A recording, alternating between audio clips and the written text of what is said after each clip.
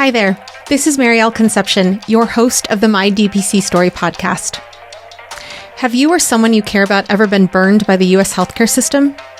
If so, you are listening to the right video, because if you are listening, chances are the answer is yes.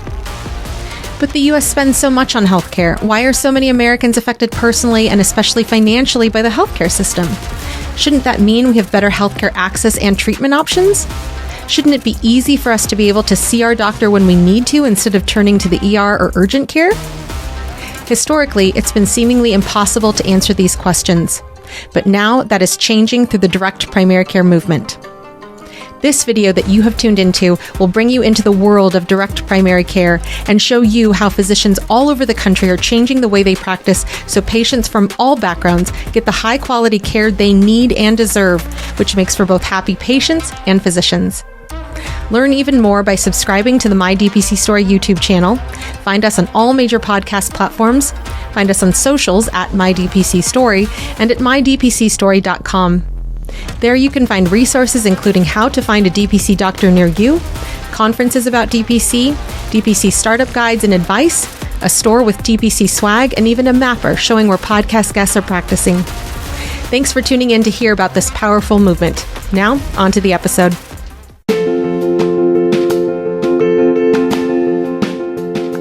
Direct primary care is an innovative, alternative path to insurance-driven healthcare. Typically, a patient pays their doctor a low monthly membership and, in return, builds a lasting relationship with their doctor and has their doctor available at their fingertips. Welcome to the My DPC Story podcast, where each week you will hear the ever-so-relatable stories shared by physicians who have chosen to practice medicine in their individual communities through the direct primary care model. I'm your host, Marielle Conception, family physician, DPC owner, and former fee-for-service doctor. I hope you enjoy today's episode and come away feeling inspired about the future of patient care, direct primary care. Medical school in Las Vegas, followed by residency where he served as chief resident in neurology before his neurophysiology training at UCLA. During his residency and fellowship at UCLA Harbor Medical Center, he developed additional expertise in headache and epilepsy disorders. He is an assistant professor in the Department of Neurology at California University of Science and Medicine, and also serves as a medical director of the Neurodiagnostic Lab at Arrowhead Regional Medical Center. Dr. Joshi treats many diagnoses, including some of which he'll touch on today, such as seizure disorders, headaches, and movement disorders. He opened his direct care practice in June of 2020. Welcome to the podcast, Dr. Joshi. Thank you. You are the first direct care neurologist that we've had on the podcast. And I wanted to ask you, how did you come to learn about the direct care model? Mainly from the social media websites, Facebook and Instagram. And I have been known about the concierge practice, which was also cash-based, and they also take insurance. But then doing research with that, I found out that there is something called direct care practices and direct primary care practices that runs on a membership model. So that's how I came to know about it. Social media is definitely helping the movement of direct care and direct primary care to build a stronger following and to encourage people to leap into direct care. When you chose to create a direct care model clinic, did you switch to cash pay only or hybrid? What was your transition like? So my initial goal was to open up a side private practice because I'm an employed academic neurologist and I do work for a medical school here. But I want to do something on my own because of the COVID. A lot of people are getting laid off and there's no job security even for the doctors. So I decided to open up a private practice on the side, and my goal was to be independent of any organization, especially the insurance contracts. So I decided to open up cash-only practice in my neighborhood, which is a which is considered suburbs of LA. It's called Inland Empire, and it's considered a poor neighborhood where 90% of the people are on HMO or Medi-Cal. So it's more of an experiment at that point when I started thinking about it, but I was very excited to do something on my own because I always wanted to do something on a business side on my own. I never thought I'll do the medical clinic practice, but here I am now. Well, that's wonderful. And just that motivation to provide care to the Inland Empire, where you mentioned, Medi-Cal and HMOs are the majority of the patients there. So on that note, when you are taking care of a population that is heavily based in Medi-Cal and HMOs, are you seeing pathology that you might not see in a clinic where there is private insurance? Usually people who don't have great access to the insurance, their care is often delayed, and by the time we see them, they're already in their advanced stage of their neurological disorder. So we see them at their advanced stage and at the point where they need a lot of care on top of just the neurological care. They just need a lot of help at the home health care and stuff like that. So I'm seeing more severe cases in people who don't have good access to the medical care because they just couldn't go to the doctor, and even if they go to a doctor, it's just a very long wait. And most of them are seen by the primary doctor or PAs and NPs, and even they don't like to refer to the patient right away because if they're on HMO contracted insurance, it's kind of looks at them negatively if they refer a lot of patient right away. On your website, you list Reimbursify as a service that patients can use. So can you tell us a little bit about Reimbursify and how that works for your patients who do use their insurance for your practice? So it's a third-party company. They basically submit a claim on your behalf. So what I have to do is I give the patient super bill. And from that super bill, the patient just upload all the information, or basically they just scan that receipt, and that Reimbursify website just submit it to their own patient's insurance, and they deal with all the rejections and everything. So it's a good service. First one is always free for the patient. The more claims they submit, there is some fee that patient has to pay. I don't have to pay anything. It's purely the patient choice. They can directly deal with their insurance companies as well if they don't want to use this Reimbursify service. In your patient population, have you seen most of your patients use the Reimbursify service? Not really, because so far I have had one patient who used it, and I don't know if they got the reimbursement right away or not.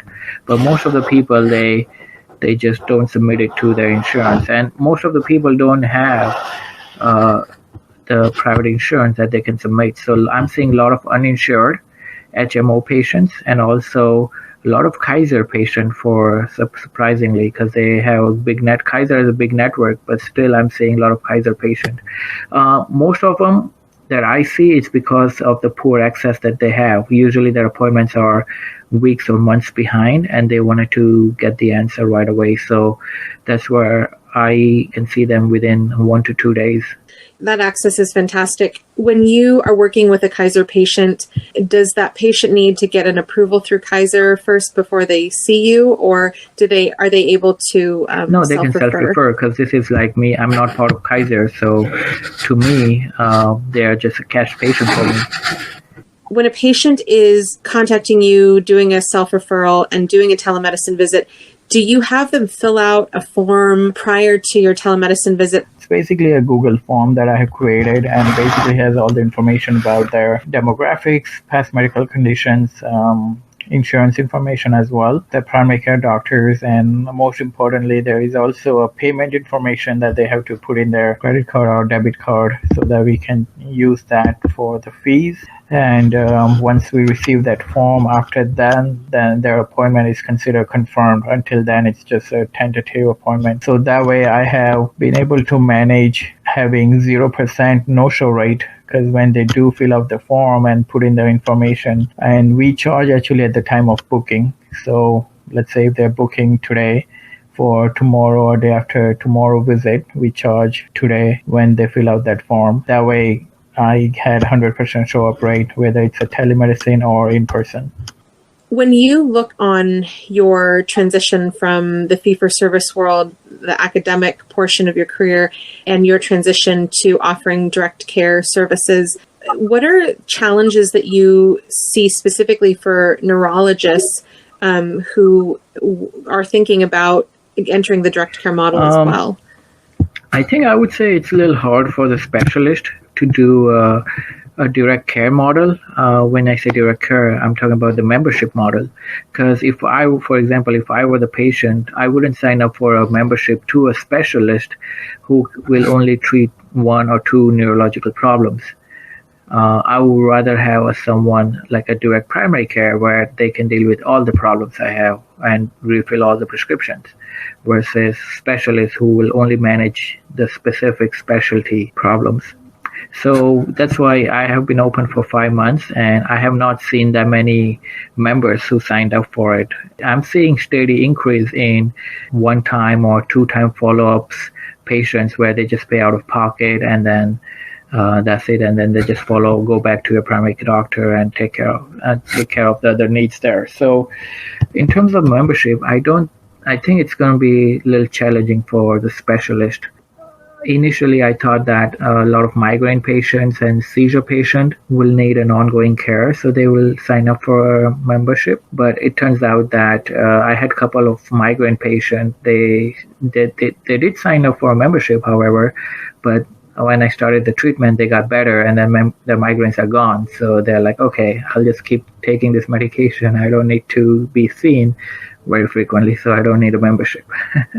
It's a very important point, though, for others to hear, especially if they're specialists considering entering a direct care model of any sort, just because so much of the movement is focused on direct primary care. But when we are encouraging and wanting and hoping for specialists to join the movement, it's something to be cautious about and something to develop your practice around the knowledge of. So I'm really glad you mentioned that, because as we all hope that, neurology, rheumatology, dermatology, other specialists will join the movement and help perpetuate the idea that, care is accessible. 1 to 2 days for a patient to get in, it's just unheard of in my fee-for-service clinic. So that is just amazing that you're able to offer that access for a cash pay patient, as well as those who do use their insurance. Do you have an office location? So starting next month, I'm going to have a physical location. Until now, I was subleasing an office. So yes, in that sense, I did have a physical location for all that month. But I was using someone else's exam room as needed.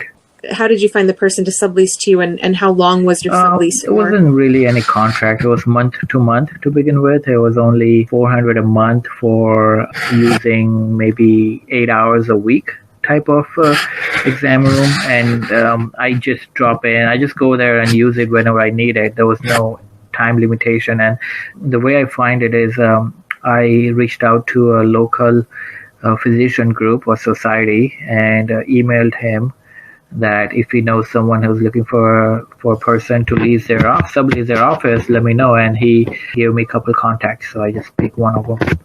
It was pretty easy. That was the easiest part in the whole process. When I Google your name, the address that pops up is in San Francisco, but physically you're in Southern California. Can you explain how you have multiple addresses?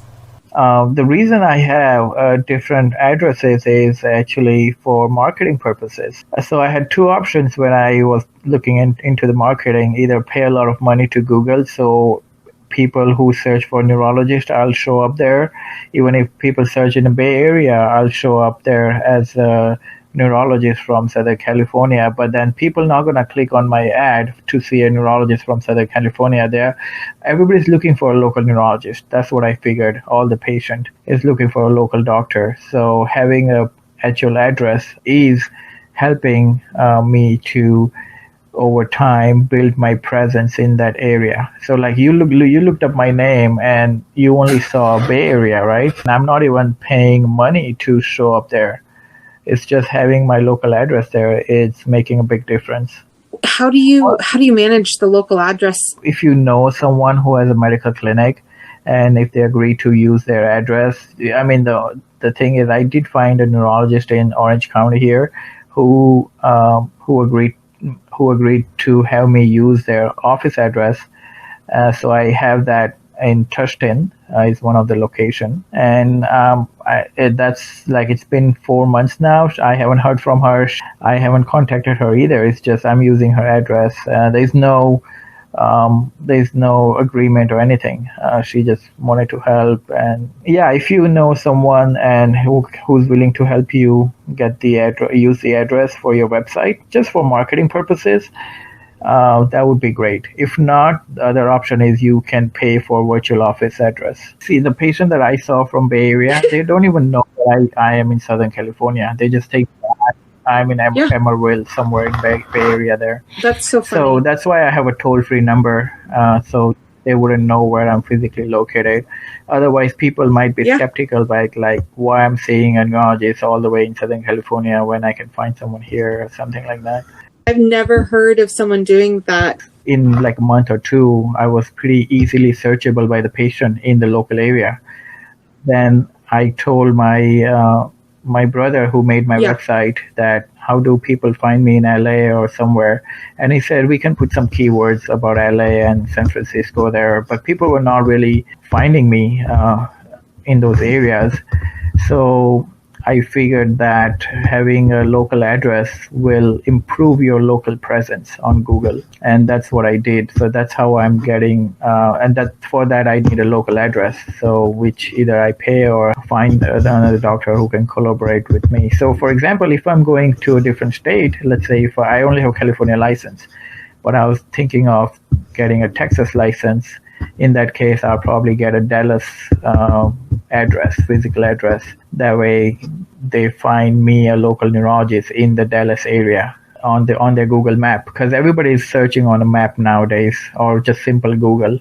And Google Map is a whole different search and SEO marketing as compared to Google.com.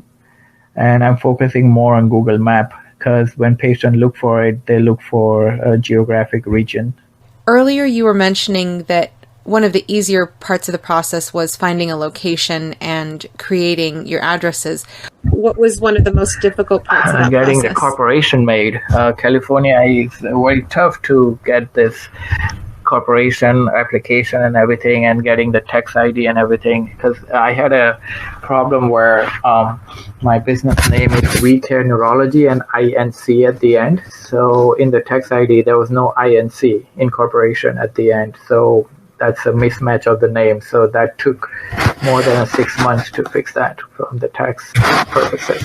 How frustrating. Did you end up fixing that on your own, or did you have legal help? No, it was on my own. Basically, the process was simple. Just send them a letter saying what I needed. So I did. It's just waiting for them to process that was the longest.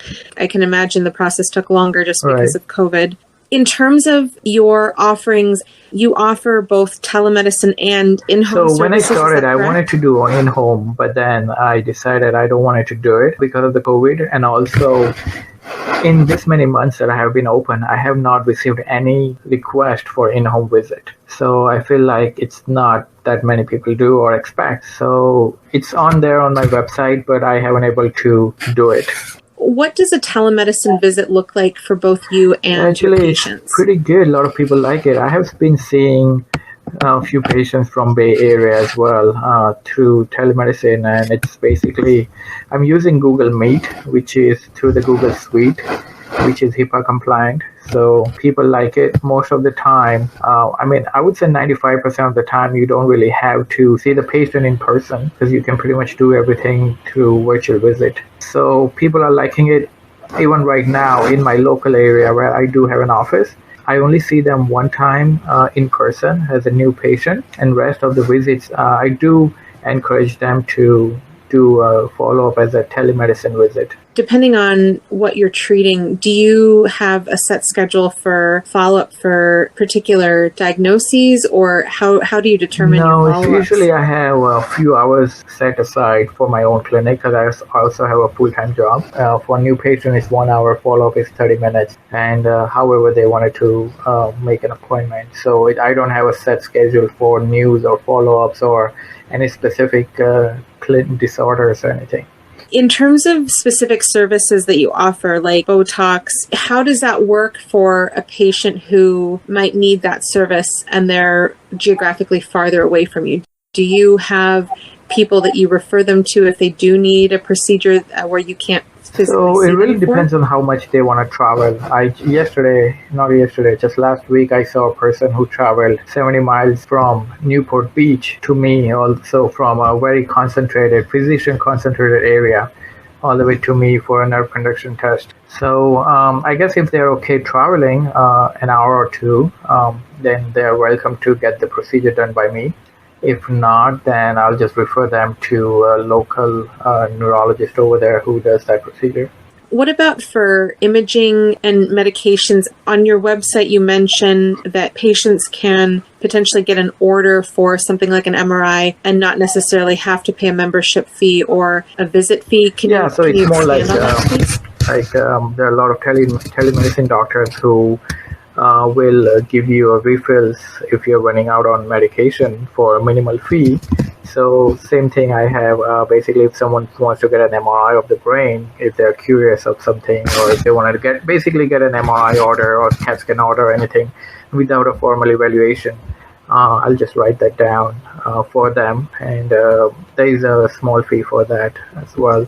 And that prescription, say for an MRI, is it for a negotiated cash price that is lower than what typically insurances will Yeah, so charge? I didn't really negotiate any prices. I think the prices that I found is pretty reasonable for the services they offer. So what I did is, in my neighborhood, I just called up a few imaging centers and asked them their cash discounted price, and I picked the one that has the lowest and put that up on my website. So if someone asks me for that pricing, I'll just refer that patient to that specific imaging center, and they usually can get the patient in and also within 2 days because they don't have to get any approval or anything, and they just pay up cash. What about the Bay Area folk? Do you have resources for them to use a prescription for an image to get a discounted So price depending in the Bay on Area as well? on their insurance, as most of my patients, 70% of them I see or have some kind of insurance. Only 30% are like without insurance. So for them, I just tell them that just look up imaging centers and ask them for the cash discounted price for the Bay Area. And if they have some kind of insurance, I just tell them that to ask your primary doctor to order that, or they can just take my orders to the imaging center that they usually go and have the imaging center bill the insurance on their behalf. I have not had any issues with that process so far. I want to go back to, you mentioned that you have a full-time job in addition to We Care Neurology. So can you share with us, what does your typical week look like in terms of balancing your full-time job, We Care Neurology, and family full-time life? job, I'm an academic neurologist here in Inland Empire. Usually it's an academic, so I basically oversee the residents, medical residents and neurology residents. So they see the patient. All of our clinic are also virtual visits. So basically they're calling the patient and then calling me to staff, and then they call the patient back for any updates. So that's how it is now every day. I also do 3 days of procedures, mainly nerve conductions and EMGs at the academic center, which is 3 half days. So the rest of the days I'm free to see my own patient. I might get a call intermittently from residents to staff a patient, but that's pretty much it for the academic work. Social life is pretty low right now because of the COVID. We haven't been traveling for a while. So we are, if anything, we just go nearby to the beach and mountains. We haven't done any domestic flight or anything. Other than that, my wife is a part-time at Kaiser, so she has a pretty flexible schedule. So I would say the work life and social life and personal life, they're all well balanced right now. You mentioned your wife is doing part-time at Kaiser. Has she ever thought about, or have residents that you're working with ever thought about jumping into the direct care So residents, model I as try well? to educate them about this model as whenever I get that opportunity. I was surprised that I was working with the family medicine residents and they never heard of this term. So I literally had them Google it and look into it, even though they've been going to the family medicine conference for a couple of years. But yeah, it's direct care and direct primary care is not very popular. Not a lot of people know about it.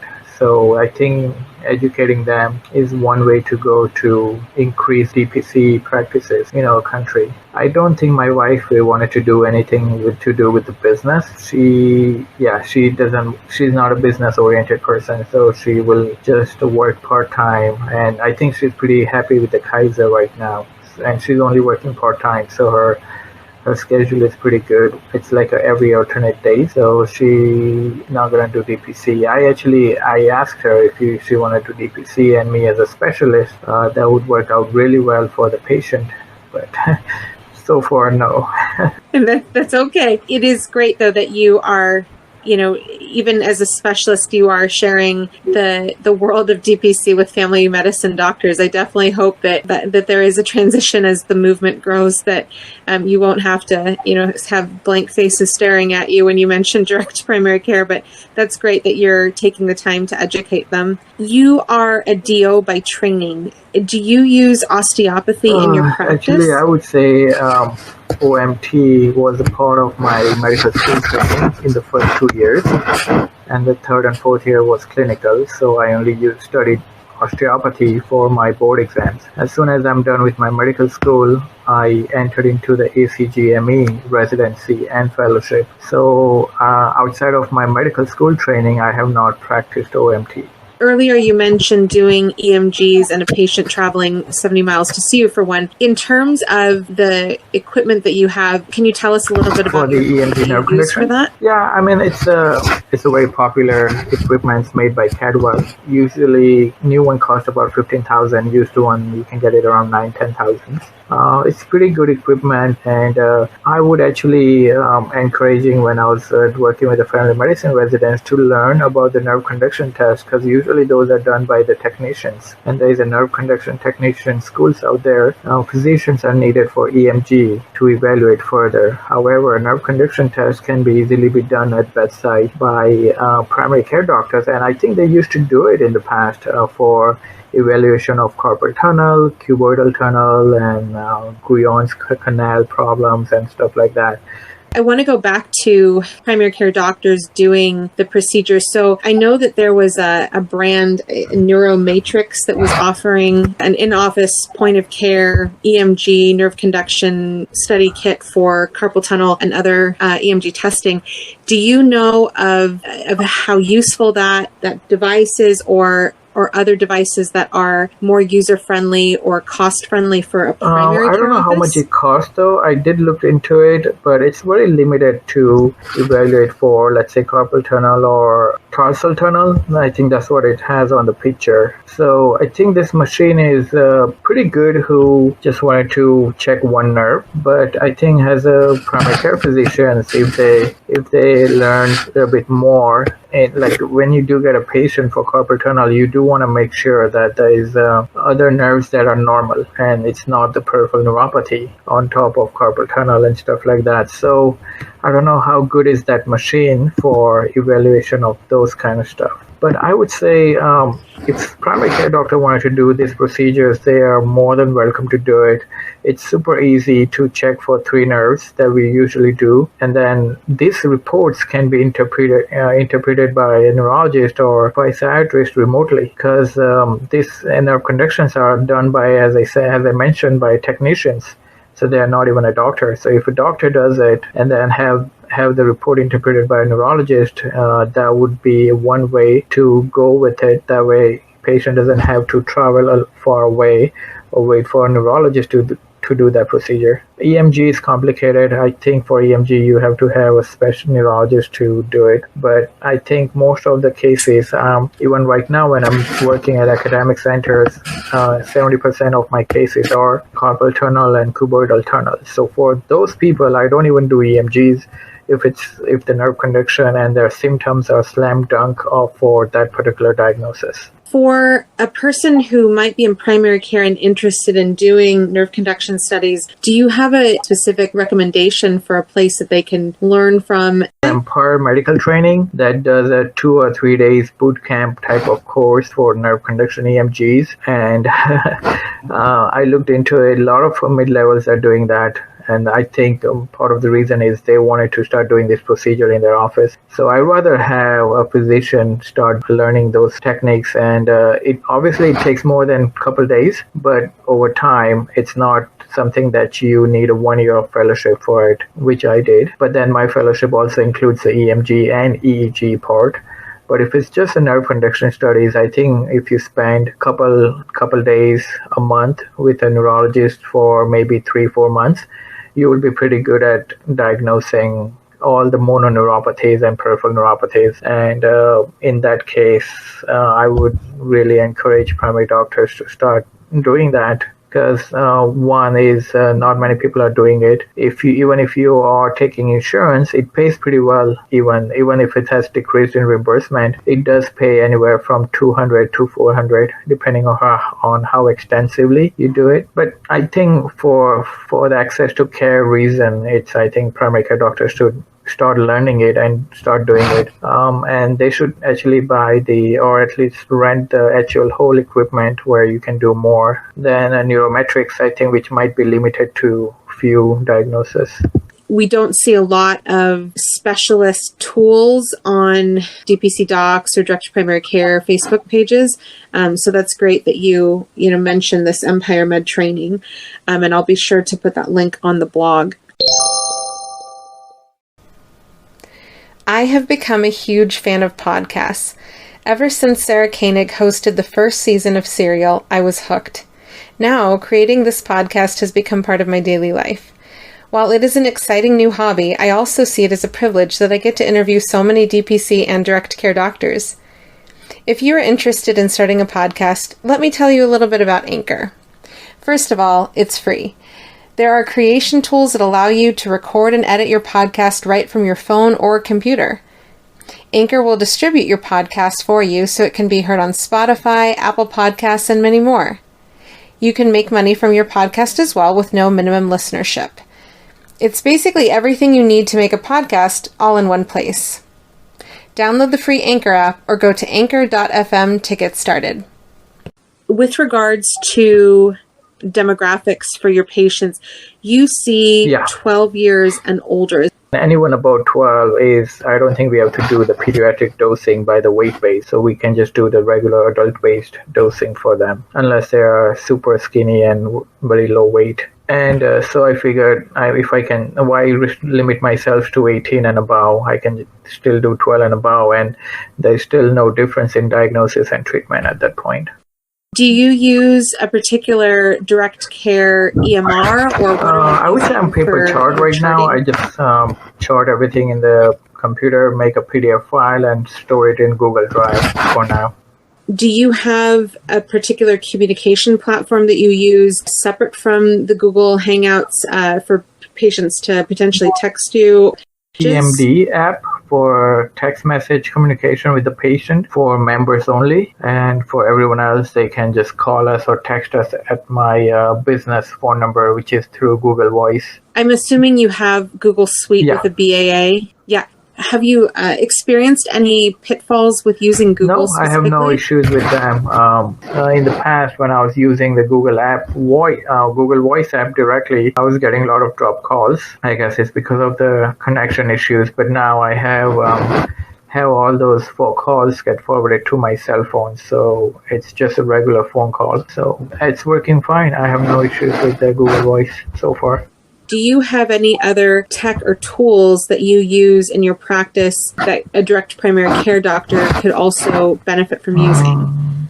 I do injections for, let's say, migraines or occipital neuralgia, trigger point injections, which I think all primary care doctors can do as well. Some people have excessive drooling, so maybe they can do Botox injection in the parotid glands, or excessive sweating in the palms and armpits. So I guess it's all again Botox injection. So those kind of stuff can be done by anyone.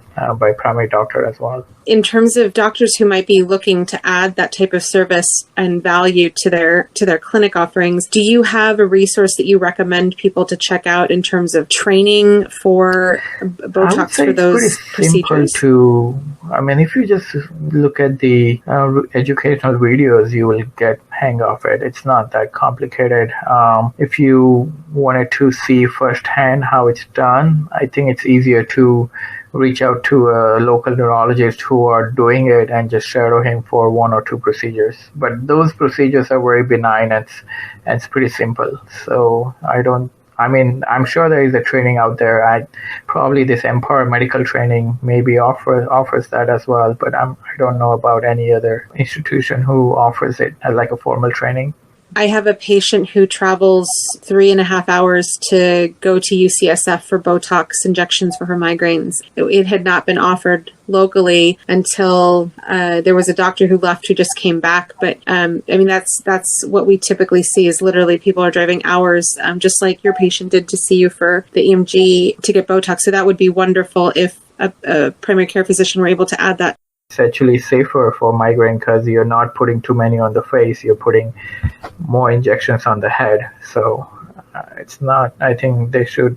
In my training, actually, we were training primary care, family medicine and internal medicine residents as well. If they're interested in doing Botox, we had a headache clinic and they sometimes get to do those injections. Where the direct primary care movement has organizations like the DPC Alliance, is there a similar organization for neurologists who are joining the movement of offering direct care to patients? I'm not aware of any. Hopefully that changes in the future, but it's good that you're part of the statewide DPC movement to stay informed on trends and changes in DPC and direct care, but also to help develop your own practice. I looked into it, see if there's any direct specialty care kind of Facebook group or something out there, but I didn't find any so far. I definitely would encourage, if there are any specialists in neurology specifically, to reach out to you to potentially create something that might not be state-based, but could potentially be nation-based. That would be awesome. On that note, what is the best way for someone to reach out to you if they wanted to ask you more questions? My toll-free number at 855-220-1777, or they can reach out through my website at wecareneuro.com, and there is a contact page at the bottom of the homepage. Is there a particular way that you would guide a primary care doctor differently in a common thing like headaches or seizures? Especially for seizures, if patient is on at least 2 medication and not having well-controlled seizures, patients should be referred to a tertiary epilepsy center for surgical evaluation of epilepsy. And also, if someone just has a history of epilepsy, primary doctor should have the neurologist manage those seizures, even if they are not a surgical candidate. I see some primary doctor manages the seizure on their own without referring to a neurologist. And sometimes what I see is that patient is on a medication that conflicts with other medication that they're taking, and that way their medication are not as effective or maybe having a lot of side effects. So seizure is one of the things that I would highly recommend the primary doctor to refer to a neurologist right away. For migraines, I guess if it's controlled, then no need to be referred to a neurologist. But maybe when it's not controlled, it would be better to have maybe at least have a virtual visit with a neurologist, so you have a plan of treatment or action that they can follow up on after that. What I have noticed that headache is one of the symptoms or migraine that people don't usually doctors don't take it as seriously, because obviously it's not going to kill the patient, but it could be very debilitating for the patient that they cannot work, and it really affects their social life. So even if it's just a headache, it is affecting them. So treating it effectively is very important.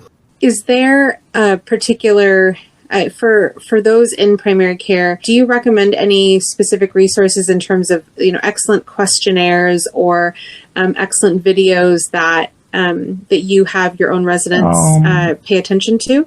Not particularly. Basically, I go with the case-by-case basis. I usually try to treat them what they should do before referring to a specialist, and what they should do when to refer. Those are the two main questions that primary care doctor needs to know, so that they don't delay care for the patient, and the consultation happens on a timely manner. So I think I focus on those things rather than actually teaching on how to manage an epilepsy, because at some point it will be, if a patient is having complex epilepsy problem, then it might be out of their comfort level to manage on their own. Definitely, especially if you're looking into a tertiary center and intervention. What about when it comes to movement disorders?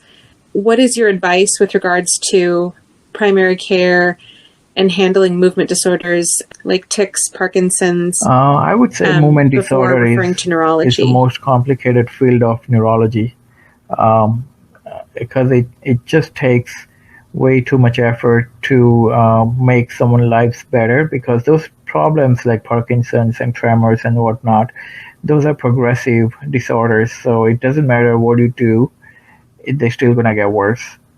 And at some point they will need multidisciplinary approach, and they're going to have multiple multi-system problems. For example, in Parkinson's, they have stiffness, memory issues, agitation, depression, urinary incontinence, and all kinds of systems are affected. So it gets very complicated even for neurologists to treat them. So I would say if you refer a patient early, it's better, because the earlier is sooner, especially in movement disorder world, because we can slow down the process. If we get the patient who are already in a moderate or severe severity or the stage of their disease, then it's too late, and we have very limited option on what we can do to help them. So sooner is better, because that's how we can slow their progression by how many years, depending on when we effectively start treating them. And that goes back to your patient population. If a patient has a delay in care just because of their insurance or lack of insurance, I can only imagine the situations that you found yourself in, or your residents have found themselves in. It's not just tremor. They will have stiffness, and they have slowing, and which you people cannot notice in their 5-10 minutes visit with the patient if they are in a fee-for-service clinic. So a lot of time it's you miss the symptoms until they are severe and they start falling, and then they're like, why they're falling? And then they get all kinds of cardiology workup even before they consider neurology. So far I have seen that all the patients that was referred to me, they're in a pretty severe stage of their disease by the time I get to see them. It's not because if one thing is primary care, in 5-10 minutes visit, you may not even to pick up the small findings that patient has in the beginning. And by the time we notice them, they're already kind of in a moderate severity. And with the approval and prior authorization, referral takes another few months. So it's better to look for those kind of signs and symptoms and refer them earlier than sooner for better outcome. No, that's so important that you mentioned that. As a doctor who's been in practice for 5 years, I appreciate what you're saying immensely. I have a dear patient of mine, an older lady. She's in her 80s, and progressively over 5 years, I've noticed her changes, but I also typically spend 45 minutes with my patients. So that is so important for doctors to hear, especially those who are doing direct primary care and who have the time to know, build a relationship, and can pick those things out from a patient just by knowing them over time.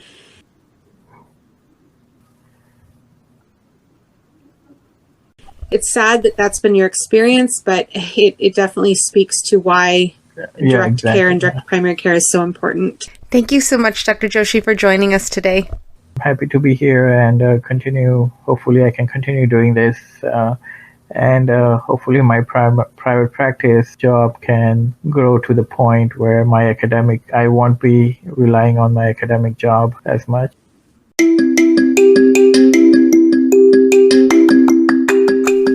Next week, look forward to hearing from Dr. Kate Snodgrass of First Primary Care. If you like what you heard today, please leave a review and subscribe wherever you listen to your podcasts. Tell your friends, too. For more information on this episode and much more, please visit mydpcstory.com. Until next week, this is Marielle Concepcion.